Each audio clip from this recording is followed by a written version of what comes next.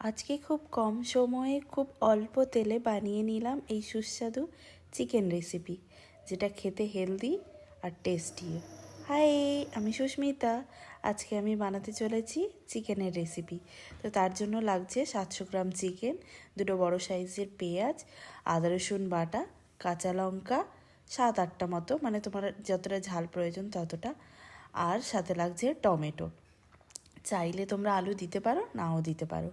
তো প্রথমে চিকেনটাকে ভালো করে ধুয়ে পরিষ্কার করে তার মধ্যে দিয়ে দিচ্ছি 2 চামচ আদা রসুন বাটা, পরিমাণ মতো নুন, অল্প একটু হলুদ, 2 টেবিল চামচ তেল, সর্ষের তেল দিয়েছি আমি এখানে, আর কাঁচা লঙ্কা, সাথে ওই কেটে রাখা পেঁয়াজটা। এবার এই সব কটা দিয়ে ভালো করে মাংসের মধ্যে মাখতে হবে, মানে ম্যারিনেট করতে হবে। এই ম্যারিনেট করে তোমরা যত বেশি সময়ের জন্য রেখে দেবে তত ভালো মাংসটা সফট হবে, মানে চিকেনটা খেতে তত সুস্বাদু হবে আর তত কম টাইম লাগবে রান্না করতে। তো এটা সারা রাত ম্যারিনেট করে রেখে দিলে খুব ভালো হয়।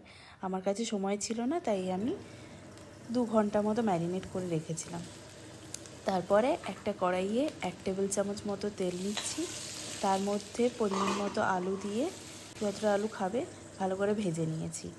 তারপর ওই বাকি যে তেলটা তার মধ্যে দিয়ে দিচ্ছি ওই ম্যারিনেট করা চিকেনটা। তারপর সেটা দিয়ে ভালো করে কষাতে হবে।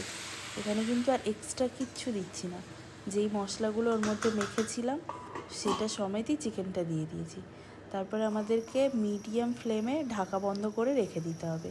মাঝে একবারও ঢাকা খোলা চলবে না, আর ফ্লেমটা হাই করলে হবে না, পুড়ে যাবে। মিডিয়ামই রাখতে হবে। তারপর ওটাকে ভালো করে কষাতে হবে।